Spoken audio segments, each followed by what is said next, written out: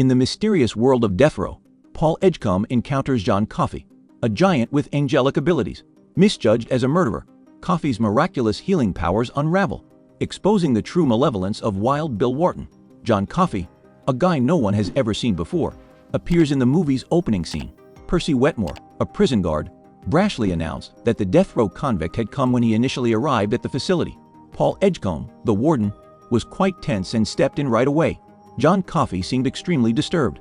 He was a gigantic guy, twice as big as the normal person, and his every stride seemed to shake the earth. There was purity and clarity in his eyes. Unavoidably, Paul Edgecomb inquired about the status of the situation. In response, John Coffey said, "May I leave the lights on while I sleep at night? I have a fear of the dark, particularly in unfamiliar surroundings." John Coffey didn't appear cruel at all. Rather, he was a simple-minded youngster. Paul Edgecomb was interested by this and wanted to find out more about John Coffey's past. He learned that 2 young girls had been suspected of being killed by John Coffey. John Coffey was discovered sobbing and sobbing while clutching the girls' corpses when the police and the girls' father arrived. "I tried to save them, but I did my best," he muttered. It was hard for Paul Edgecomb to believe. John Coffey didn't appear like a cold-blooded murderer, but like a kind giant. However, the case was closed, and it didn't seem worth worrying about anymore.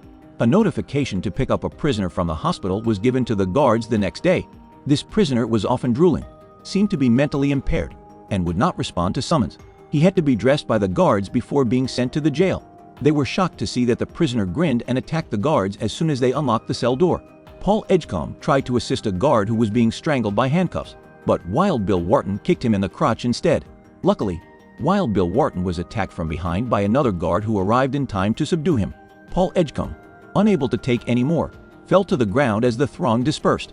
Ailments had beset him throughout the years. He had to struggle for a long time to barely pee throughout the day in agonizing discomfort simply to go to the bathroom. He would often experience agony in the middle of the night, forcing him to hastily run to the restroom while clamping his legs together. Paul Edgecomb would sometimes collapse and had to urinate there because he was in so much agony. Paul Edgecomb had almost lost half his life to the recent blow. His body began to hurt, and sweat drops started to appear on his brow. John Coffey suddenly pleaded with Paul Edgecomb to come meet him at that very time. Paul Edgecomb struggled to get up, showing respect for the prisoner. But when he was about to ask John Coffey what he wanted, something in the jail started to shine through. Paul Edgecomb felt the agony abruptly go away when John Coffey released him with a loud boom. He turned to stare at John Coffey in shock, only to find that the man was quite uncomfortable. He started to cough a lot, and all of a sudden hundreds of black beetles shot out of his mouth and vanished into thin air. Paul Edgecomb looked in shock at what he was seeing. He was compelled to inquire into John Coffey's actions. Weary, John Coffey said, "I cured your disease." With a great sense of relief, Paul Edgecomb headed to the restroom. "I felt so relieved. It turns out that you might like using the restroom as well." Paul Edgecomb respected John Coffey even more because of his heavenly power. Is it possible that someone like that is a killer? Paul Edgecomb located John Coffey's defense lawyer the next day. According to the attorney, John Coffey appeared out of nowhere. No one was aware of his background, and he had no criminal history. Paul Edgecomb gave John Coffey some bread that his wife had baked as a thank you. John Coffey, the kind man, gave the bread to Edward Delacroix, the prisoner on the other side of him. Wild Bill Wharton became enraged and cursed at John Coffey. When Paul Edgecomb intervened to restrain him, Wild Bill Wharton spat in his face. Paul Edgecomb never keeps track, but Wild Bill Wharton becomes more conceited, attempting to make the guards seem bad each time he comes to check on them. One day, Wild Bill Wharton grabbed Percy Wetmore as he was passing by, kissed his face, and swore. Fearfully, Percy Wetmore fought, and his trousers were halfway soaked when Wild Bill Wharton released his grip. On regular days, Percy Wetmore would always be haughty and in charge, intimidating the inmates in different ways. Now, when Edward Delacroix saw Percy Wetmore looking so pitiful, he couldn't contain his laughing. This was just a huge embarrassment. Percy Wetmore, filled with resentment, gave Edward Delacroix a savage gaze, while keeping a hidden promise to turn his life into a living hell at some point. A little docile mouse that Edward Delacroix had was capable of many pranks. They shared meals and sleep and were inseparable. He found spiritual comfort and kinship in the mouse. When the mouse broke out from its cage one day, Percy Wetmore saw his chance. He reached out and planted a thoughtful, precise footfall on it. Heartbroken, Edward Delacroix let forth a sorrowful cry. Everyone in the room was in disbelief. Everybody knew why the mouse was so important to Edward Delacroix, but Percy Wetmore just kind of strolled away like nothing had happened. As everyone was mourning the mouse's demise, John Coffey's big black hand stretched out. Paul Edgecomb was told to give him the mouse right away. Maybe there was still hope. John Coffey cradled the mouse in his hands and gave it a gentle kiss, to the wonderment of everyone around him. Then the mouse's tail moved. John Coffey opened his mouth in agony a few seconds later, and a million small black beetles came out of it and slowly vanished into thin air. A miracle had happened when the mouse emerged unhurt in front of everyone, leaving everyone astonished and unable to process the shock. Raised from the grave, it was beyond their comprehension. After a long time, Percy Wetmore was discovered by Paul Edgecomb, who had come to his senses, and the guards threatened to have him leave the jail. A person with such malice didn't deserve to be here. However, Percy Wetmore said that he had gone to the jail to perform his own execution, and Paul Edgecomb had consented to this in order to get him out as soon as possible. Paul Edgecomb visited Edouard Delacroix's cell a few days later. Edouard Delacroix was going to be executed today, and the little mouse was the thing he couldn't let go of the most. Paul Edgecomb comforted Edouard Delacroix by telling him of a well-known tourist attraction nearby that was home to a mouse town where the mice not only had food and drink, but also performed a variety of skills.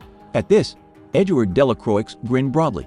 At last, he could go without any concerns. Edouard Delacroix's mood suddenly became unbearably melancholy as the execution date drew near. He said, "Don't forget about the mouse village." Percy Wetmore, however, said, "That location doesn't exist. They fabricated it to trick you." Percy Wetmore wished Edouard Delacroix had died a sorry man, filled with resentment. When Percy Wetmore saw the anguish and suffering on Edouard Delacroix's face, he gladly had a hood put over his head, to guarantee that the electric current goes through the body rapidly during an execution. A sponge must be wetted and put on the prisoner's head. This will minimize the execution period and considerably lessen the prisoner's agony. But this was not what Percy Wetmore did. He feigned to wet the sponge and put it on Edouard Delacroix's head as a kind of revenge. Edouard Delacroix's anguished cries reverberated throughout the jail when the switch was turned. It was then that Paul Edgecomb realized the sponge had been tampered with, as the smoke billowed furiously from his skull. Edouard Delacroix would suffer unimaginably if he flicked the switch now. All he could do was stare helplessly as Edouard Delacroix's corpse burnt slowly and in excruciating anguish. People were scared into running away as soon as they smelled burning flesh in the air. They had never witnessed such a horrible spectacle before. John Coffey, who was assisting with the mouse, started to shiver uncontrollably at this same time, his body drenched in perspiration. John Coffey was shaking, feeling the anguish of Edouard Delacroix, and he had the divine ability to perceive the suffering of others around him. It was by chance that John Coffey gave his heavenly power to the mouse in his grasp. The mouse fled the cage as if it were crazy, sensing its owner's anguish. Percy Wetmore was unfazed by Edouard Delacroix's burns, and even claimed not to realize the sponge was meant to be moist. After a while, one of the guards lost it and struck Percy Wetmore in the face. Paul Edgecomb later paid a visit to the jail to see John Coffey and the little mouse. John Coffey sobbed, "I'm so tired." His heart was heavy. Paul Edgecomb saw that John Coffey's exhaustion was not physical, but rather the fatigue of having a heart that wanted to rescue the world but was unable to pull it off.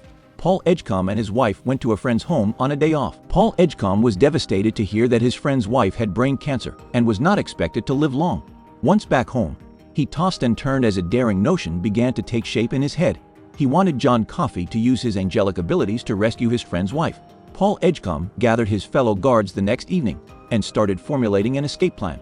They enchanted Wild Bill Wharton first, so as to avoid being detected by others, and then sentenced Percy Wetmore to the brig as a kind of retribution. But as they prepared to release John Coffey from jail, Wild Bill Wharton, still high on narcotics, grabbed John Coffey's hand. Just then, John Coffey shook as if he could sense something, but there wasn't much time left. After removing Wild Bill Wharton's hand, Paul Edgecomb escorted John Coffey out of the jail. John Coffey grinned like a kid under the beautiful night sky. A group of individuals took advantage of the darkness to go to their buddy's residence. Their friend was woken by the disturbance and carefully pointed a revolver at John Coffey. John Coffey ignored the threat and entered the bedroom without pausing, his exceptional abilities instantly picking up on the woman's distress. The woman's eyes were sunken and her face was full of fatigue, showing how sick she was becoming. She was quite nervous as she saw John Coffey arrive and began to struggle feebly on the bed. But when John Coffey took a seat next to her, the woman's feelings gradually calmed.